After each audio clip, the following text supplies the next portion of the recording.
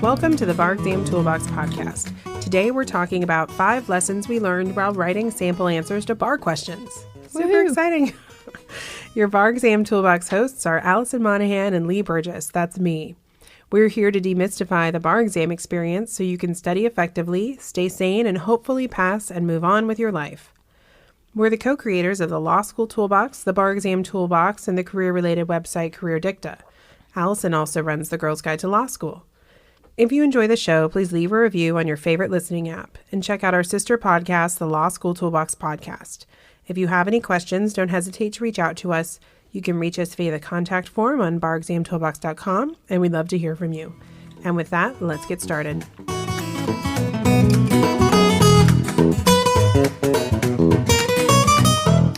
Welcome back. Today we're talking about 5 lessons we learned from drafting bar exam sample answers, because we're right now in the process of finalizing and releasing what we believe are actually solid model answers for California and the MEE questions as part of our Writing of the Week program. So, of course, we needed to write those. And to be honest, I thought this project would be easier than it's turned out to be. How about you? Oh, yeah. I mean, basically, this is the lesson learned. Here's a business lesson. Every project is way more difficult than you think it's going to be. Yeah, but I thought, how hard is it? Like, we'll send the questions to our bar tutors who do this all day long, and they'll draft some model answers, and we'll all move on with our lives. Mm-hmm. Not so simple. much. Do them under time conditions. All right, get that back to me next week. Thanks. Yeah, it hasn't been that easy. No, it's been eye-opening. Yeah, I mean, the thing is, first, each of these bar questions has gone through multiple rounds of editing from our team. And I think it is interesting because we did think, like, anyone on our team, we should just, toss them these questions. No we'll all write it the exact same way. We all do this for a living. We all, teach classes on the bar, and we, tutor for the bar, and we're all bar experts. But we actually kind of learned some valuable lessons about many of the things that make these answers really challenging. Right. And I think it was interesting that even the tutors really found it challenging. That, because I think we sent it to them and like, oh yeah, no problem, I can do that. And then even some of our, most, sort of eldest tutors, most experienced were like, wow, that was really a lot harder than I thought it would be. Ivy League trained. Yeah. 20 years, 30 years of experience doing this. And they're like, wow, it's been a while. Mm-hmm. Yeah. Doing that in 30 minutes was really challenging. Like I had, it was very hard to figure out what to write. Yeah. So I thought it would be fun when we were talking about things to talk about on the podcast was to chat about what we learned through this experience. Because I think it was a good reminder for all of us on the team that participated in this project about why these questions are kind of challenging and what we really need to focus on to write the best answers as possible. Right. And what, I think it gave people much more empathy for what students are really struggling with when they don't want to do timed questions and all this sort of thing, because it is really difficult sometimes to do this coherently. Yeah. So the first thing we learned, which we already kind of talked about, was that we told all of the tutors who did this drafting that they had to do it under timed conditions. And every tutor who did this project said it was much harder than they expected. And I think that is such a good point about why you have to practice under time conditions. Because I think given an open universe and an abundance of time, the tutors were like, oh, I could write a 10-page answer on this, no problem. I'm like, except I want you to write something you could actually do in 30 minutes, which means more like 3 pages probably. Right, exactly. And so I think if somebody who's around this exam all the time can find it challenging to execute an excellent answer under the time crunch, then of course you as studying for the bar exam are going to too. And that's why these timed conditions practice sessions are so critical, because you have to be comfortable with the time allowed and be comfortable about making these decisions about how to allocate your time and what to cut and what not to cut, and that you're not going to be able to write a dissertation, and that's okay. Right. And also how to get, how to do your planning to allow you to do that evaluation really quickly. So if you're doing an MEE question, you have 30 minutes. Right. That is not a lot of time, and sometimes, I talked to someone the other day, like sometimes I would just be flailing and I have to change my answer halfway through. I'm like, okay, then you're just not, you lost half your time. Right. So I think, people sometimes say, I don't have time to do an outline and things like this, which I hear you, but you have to do that. Right, because otherwise you don't have time to, write again. Yeah, you don't have time to not do it. Yeah. It's one of those things, if you're too busy to meditate for 5 minutes, meditate for 10. Right. You're too busy, you don't have enough time to do an outline, you do it twice. Just kidding, don't do it twice. But Just do it. Just do it once. Yeah. But, that is really where you do that thinking about, is this a major issue? Is it a minor issue? Is this, how many facts are they giving me around this issue? If it's a lot, I probably need to talk about it more than if it's something that I just need to get in and get out and get those couple of points. Mm-hmm. But sometimes those issues, the easier ones, people like to talk about them because it's not hard. And you can't do that in 30 minutes. Yep.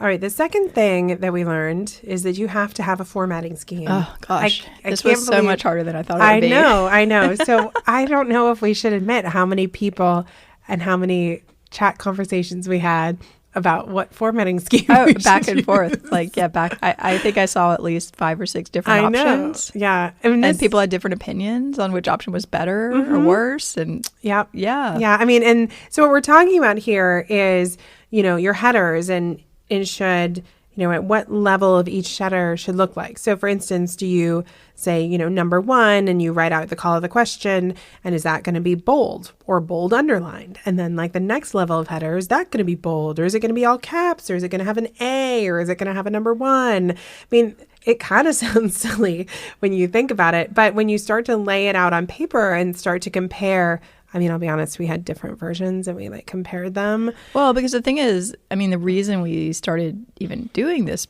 part of the problem was it actually was really confusing to try to read essays where they just use, for example, bold. Mm-hmm. And there was no differentiation between the levels. Yep. So it was actually really hard to tell what the hierarchy was and what referred to what and these kind of things. So then you start getting a little obsessive about it. Yeah. So it's maybe your top level is always bold, and then your second level is always underlined, and then your third level is whatever. But then if you get much past that, you can't keep track of it, and that's confusing. Mm-hmm. So the point being, you don't want to be making these choices on exam day. Right. And you want to be fast. So you need to decide what your formatting scheme is, whatever you decide it might be. And then you want to do that over and over and over again, so you don't have to be creative and have an internal dialogue with yourself about it on exam day. We had an internal dialogue with our team. Yeah, over the course of several days, which you don't have time for. No, when that's a lot of years of education talking about bold and underlined. Right, or should it be 1A, 2, you can basically go in any outlining program, right. And then Word, and be okay, which of these would I choose? I know. And then at one point you were I like it. And I was I don't like it. And then we had to have a whole other dialogue about how and then there was confusion if people were going to indent or not indent, and was that intentional? Guys, there are lots of options. Well, because part of it helps you too, know where you are in your answer. Mm-hmm. So if you think of, taking your outline to an answer, basically what you're doing is you're taking the pieces of that outline and then giving them a hierarchy and then writing an answer under it. Right. And that's useful, but you have to keep track of it. And although you might be saying, hey, on my list of things to worry about the bar exam, guys, this is at the bottom of the list. Yeah, I would never even think about this. Yeah, before you give us a 1 star for this episode, I would like you to think for a minute of what it feels like to read these questions. Because I think one of the things that Alison and I really found, because we cheated and didn't do the first drafting, but we did a lot of the editing and rewriting.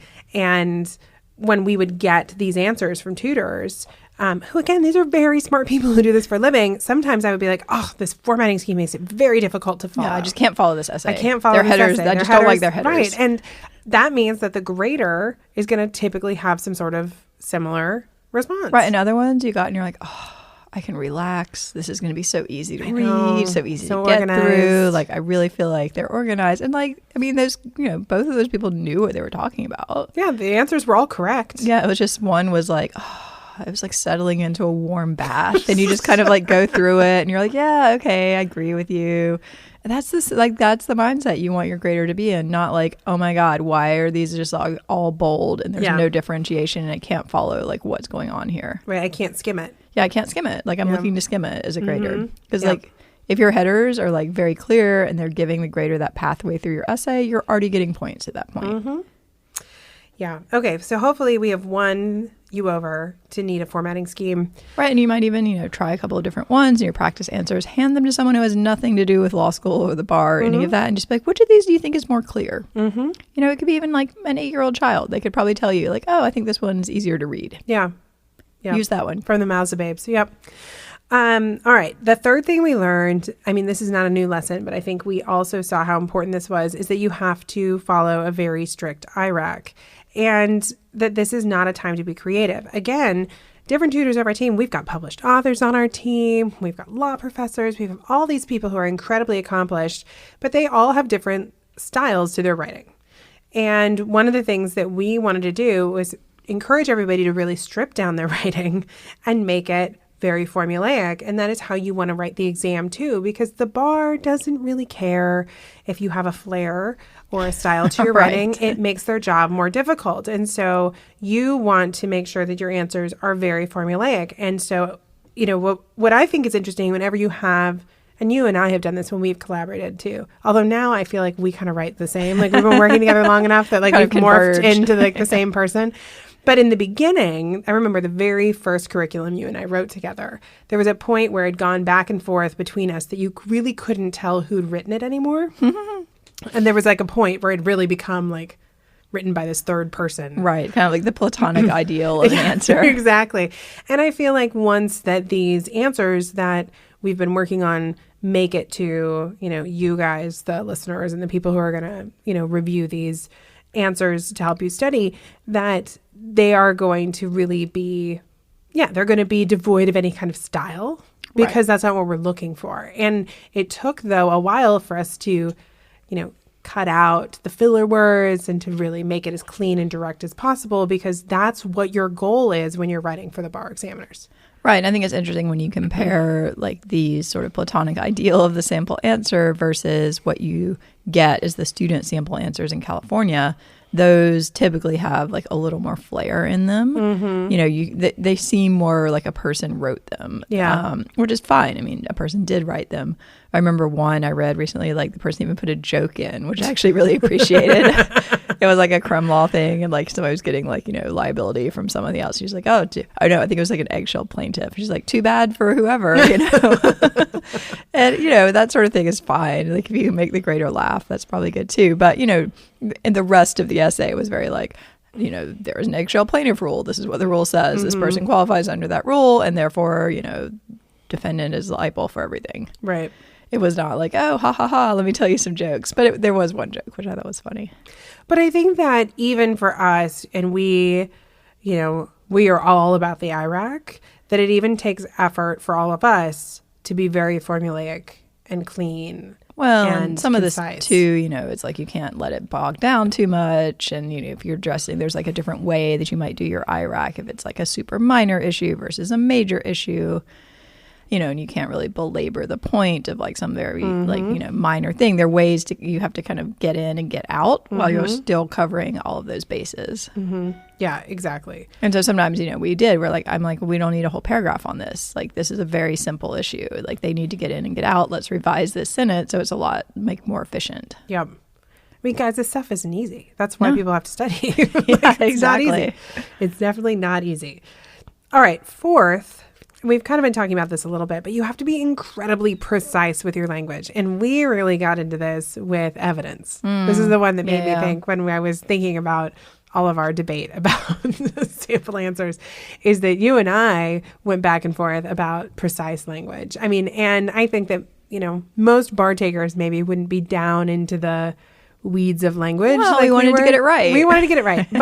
But I do think there's still some valuable lessons that, maybe you don't have time to dialogue about certain words that we would dialogue about. But what you do want to think about is, are you memorizing these terms of art in the correct way? And are you using them in the correct way? Right. And you should be memorizing them in the precise way that they need to be written out. And I think that is something that was very clear to me when we were kind of parsing through this essay. I remember you sent me one paragraph and you're like, if I add an A here, it changes the meaning. Right. So like, what's the answer? And I was kind of like, I've never thought about whether there's an A there, but then I was thinking from a bar taker's perspective, like they should just memorize that rule statement. Yeah, with or without the A. With or without the A. Like, you shouldn't have to like debate about it like we did, because we're nerdy about that kind of stuff, but you should be memorizing precise language. And I think that oftentimes gets lost in this idea of kind of minimum competency. Right. I'll just get close. I'll just get close. And the thing is,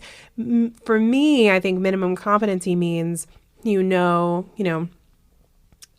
big sweeping things, but the stuff that you're likely to see on the test, you've got to know cold. And this terminology that sometimes is very word specific, needs to be known cold. So you have to memorize it that way. Right. And I think it also goes to precise thinking. You know, evidence is a great example. A lot of people have trouble around hearsay. And part of that, I think, is they just literally don't think about the definition. Like, because it's actually, you know, it's like it is an out-of-court statement of the declarant submitted for the truth of the matter asserted. It has several parts. You have to think through each one. Right. You know? So you need to know that rule. You need to understand what it means, but then you just have to kind of go through it. And a lot of times where this confusion comes up in the evidence is like something's actually not hearsay because it's not being submitted for the truth of the matter asserted. And that's a slightly separate discussion. Right. But if you don't have that level of precision, and you also can't say like, I don't know, it's like hearsay, non-hearsay. It's like, what does that even mean? That does not make sense. You know, it's like possible we had this conversation the other week. Like you need to have different words to explain what you're saying. Because it is important to be clear, and it actually makes your life easier because if you just have this clarity of like, oh, okay, you know, my first analysis is this an out-of-court statement? Yes or no? Okay. Is it submitted for the truth of the matter asserted? Yes or no? Then you know which path to go down, and you can be very clear about your logic. Yeah. But that's what they're looking for. I also think when you're thinking about being precise like that, it makes the rules just make more sense if you memorize them that way. Right. Because then I can remember, oh, well, state of mind. It doesn't really matter if the statement was true, if I heard it and it goes to my state of mind, or if it was the effect on the listener and it only mattered that I heard it. It didn't matter, you know.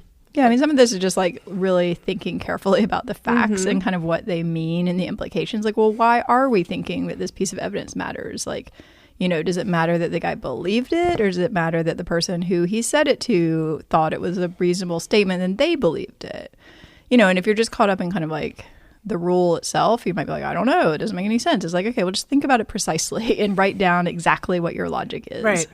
And even when you go into hearsay, when something is being offered for the truth, if you think about it and say to yourself, okay, well, the whole concern about hearsay is reliability. Right. And so why are some of these exceptions deemed to be reliable? You know, it's excited utterance. It's because I'm under the stress of the moment. I'm not going to be able to make something up. I don't have time to make something up. Right. I don't have time. Or, you know, president's impression, or like why a dying declaration while somebody thinks they're dying. Why is it more likely that they're going to say something true then than, you know, if they didn't think they were dying? And, you know, so I think that by learning these kind of the structure and the precision about how all of these rules fit together, they also just start to make more sense. Right. And I think the precision comes back to if you're in California, for example, you need to know the exceptions in California and how the differences, you know, so there are, you know, slight differences between the evidence rules in California and or how you talk about them, whether they're different or not different is a separate discussion, but, you know, versus the federal rules. And so if the question asks you, you know, to answer based on California and federal or one or the other, you need to have in your head like that level of precision of like which is which, so you know what to talk about. Right, because present sense impression is a spontaneous. No. Excited utterance is a spontaneous statement, I think. Yeah, so, you know, there are things that are like very similar, but, you know, same, but different. Right. And sometimes the terminology around some of these relevance rules and things like that, again, are slightly different. And when things are slightly different, I think that's always that additional challenge of if they're going to test on that difference, it's got to be precise. Right. And it's also just an easy way to pick up points. If you just kind of have a chart of like the key differences and, you know, California's in red and the federal rules are in black and you memorize that, then when you get this question, you're like, okay, that was the red column. This is the black column. Well, let me write that down and get some easy points. Yeah. Because a lot of people are just not going to remember that. I mean, I certainly didn't. I know, right? Let's face it. I was definitely not familiar with the California exceptions to the rules of evidence. Let's be honest. All right. Well, our fifth thing shouldn't be a surprise to anyone who listens to this podcast, but we saw it play out on our own team, is how critical feedback is.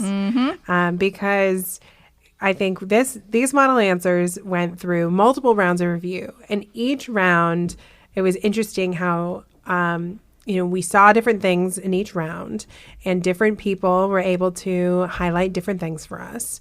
And we had to go back and rework them. And by collaborating and working together, we really started to see what our weaknesses were in some of these sample answers. And then we worked together to fix them. And I think that as a student, whether you work with, you know, a tutor on my team, whether or not you are getting feedback from your bar review provider, which may or may not be very extensive, whether you're getting feedback from your friends or your school. I mean, whoever you're working with, you want to have somebody else evaluate your work and give you thoughts on it, because even the brilliant people who work for us had to sometimes take our feedback and say, oh yeah, that could be stronger.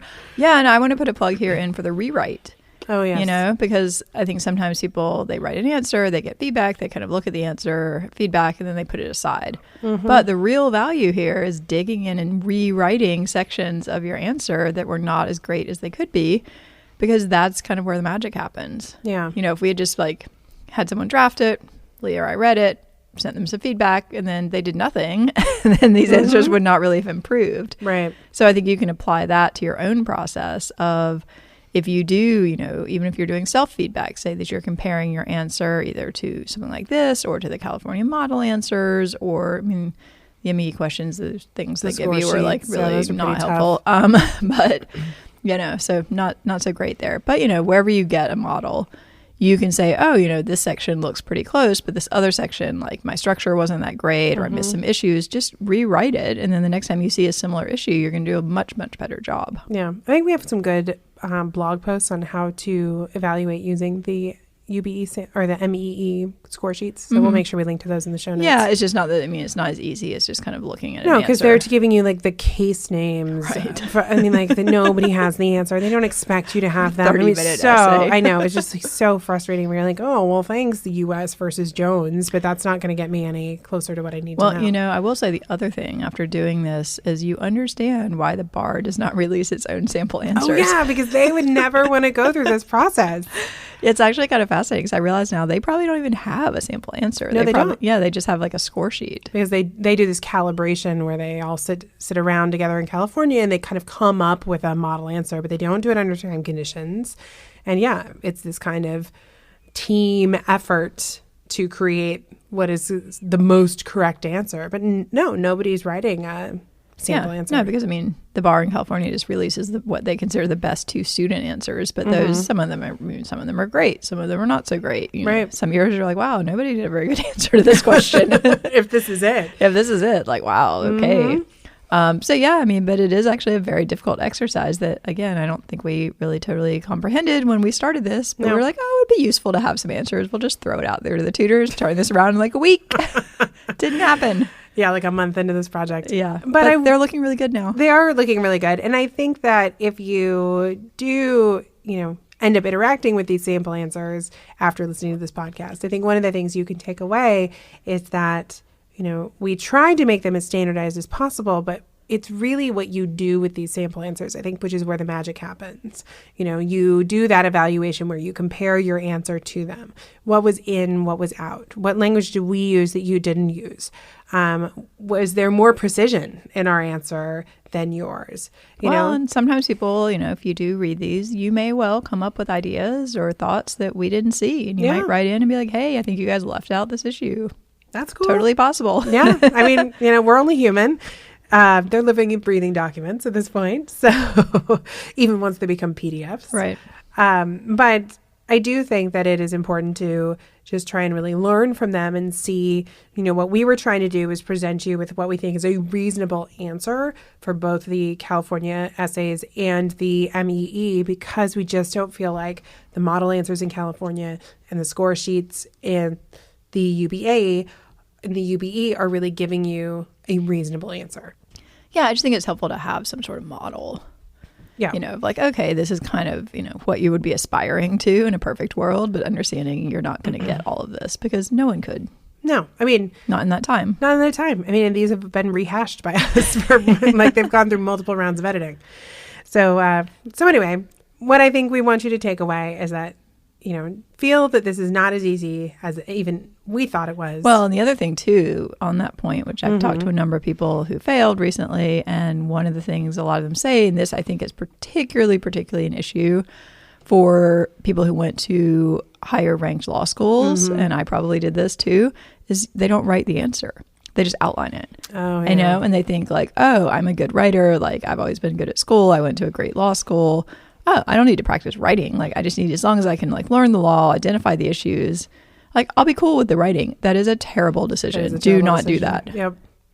Yeah. You have to write it out. You have to write it out because it's way harder than you think it is. Yep. Yeah. Even bar tutors who do this for a living thought it was harder than they think it is. And if anyone tells you it isn't hard, then they're lying. That's they're not lying. true. It is a very difficult exercise. It is a very difficult You can learn to do it. Yep. All right. Well, with that, we're out of time. I want to take a second to remind you to check out our blog at barexamtoolbox.com, which is full of helpful tips to help you prepare and stay sane as you study for the bar exam. You can also find information on our website about our courses, tools, and one-on-one tutoring programs to support you as you study for the UBE or California bar exam. That's where you'll find all the information about our new and improved Writing of the Week program. If you enjoyed this episode of the Bar Exam Toolbox podcast, please take a second to leave a review and rating on your favorite listening app. We'd really appreciate it. And be sure to subscribe so you don't miss anything. If you are still in law school, you might also like to check out our popular Law School Toolbox podcast as well. If you have any questions or comments, please don't hesitate to reach out to myself or Alison at lee@barexamtoolbox.com or allison@barexamtoolbox.com, or you can always contact us via our website contact form at barexamtoolbox.com. Thanks for listening, and we'll talk soon.